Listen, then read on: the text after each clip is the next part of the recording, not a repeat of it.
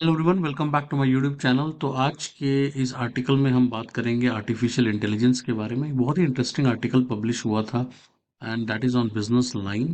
तो AI is here to stay. ये AI patents के ऊपर बात करता है। तो सारी डिटेल्स के बारे में बात करते हैं इस वीडियो में। Let's begin.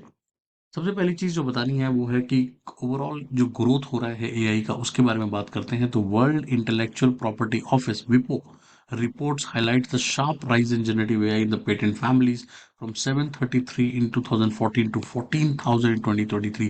अब सबसे पहली चीज जो विपो की रिपोर्ट आई है, विपो की रिपोर्ट ने क्लियरली बताया कि जो एआई का ग्रोथ है बहुत तेजी से हो रहा है। और एआई का जो पेटेंट्स फाइल हो रहा है वो आप देख सकते हो कितनी तेजी से ग्रो कर रहा है।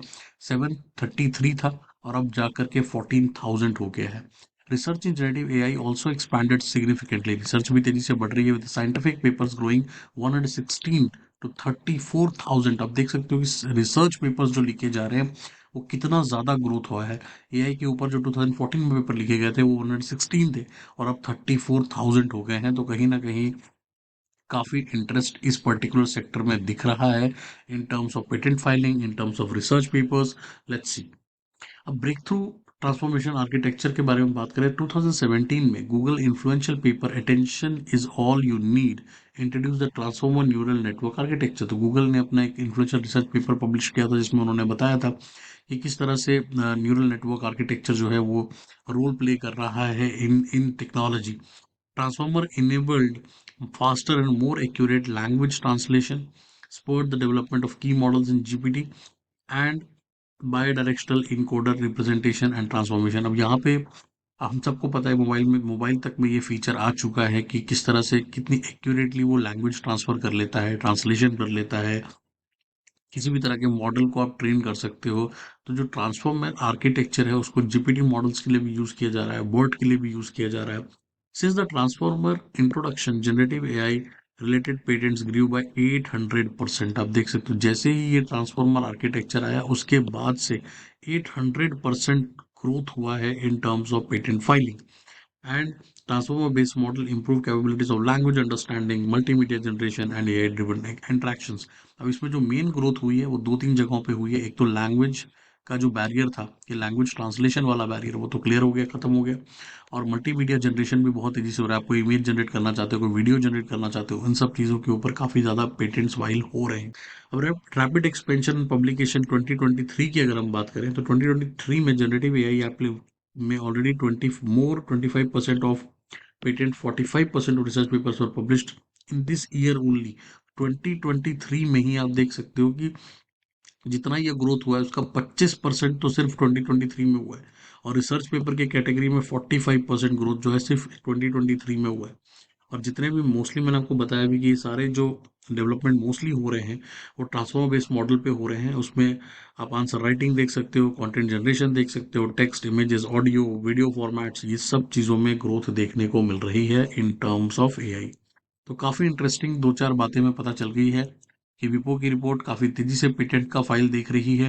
ट्रांसफॉर्मर मॉडल का काफ़ी एक्सटेंसिवली यूज़ हो रहा है। और 2023 ऑलमोस्ट लाइक 25 to 50% का ग्रोथ तो सिर्फ एक साल में ही हुआ है। तो आप अंदाजा लगा सकते हो कि अगले 2-3 साल कितने काफी रफ्तार में हो सकते हैं। Let's begin. लीडिंग कंट्रीज कौन कौन सी कंट्रीज में सबसे आगे चल रही हैं? तो ऑब्वियसली चाइना सबसे आगे चल रहा है इस मामले में। 38,000 पेटेंट्स ऑलमोस्ट चाइना ने ही फाइल किए हैं और काफी तेजी से ग्रो कर रहे हैं। मेजर चाइनीज प्लेयर जो इसमें है वो है टेंसेंट। टेंसेंट ने जिन्होंने एआई को इंटीग्रेट किया लाइक वी चैट में।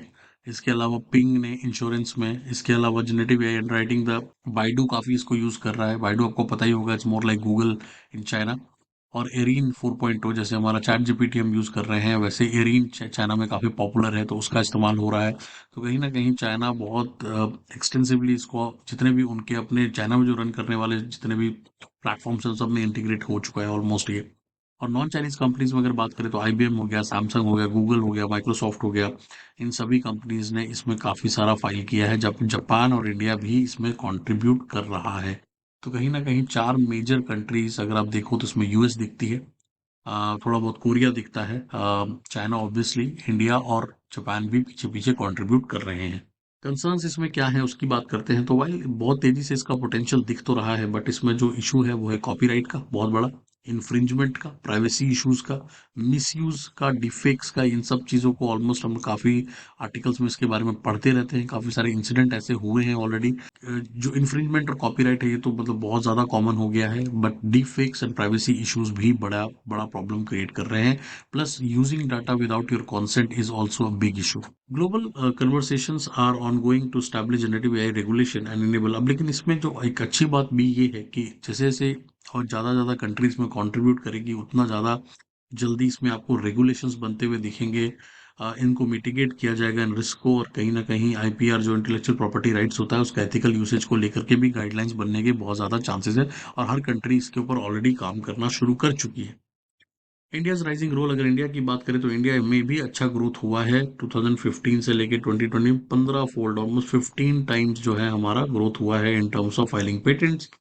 टॉप एआई पेटेंट कंपनीज जो, लेकिन आप ये देखोगे कि इंडिया से भी जो फाइलिंग हुई है वो मोस्टली यूएस की कंपनीज ने ही की है, जैसे गूगल हो गया, माइक्रोसॉफ्ट हो गया, विप्रो हो गई। और तो यहाँ पर अच्छा ग्रोथ आपको इंडियन कंपनीज में भी देखने को मिलता है, like companies from Tata, like Wipro, in companies ने भी। लेकिन अगर आप देखो तो अब जितना ग्रोथ हमारे स्टार्टअप कल्चर में हुआ है, तो उतना एआई के पेटेंट फाइलिंग में या एआई के ग्रोथ में इतना स्टार्टअप का रोल नहीं है, बल्कि जो बिग जायंट्स हैं वही इसमें कंट्रीब्यूट कर रहे हैं इंडिया में भी। India's broader patent growth over government initiatives की बात करें तो government programmes like startup India, make in India have supported India's growth. अब तो पेटेंट फाइलिंग में कहीं ना कहीं make in India, startup India, इन में भी काफी रोल प्ले किया है पेटेंट फाइलिंग जो हो रही है।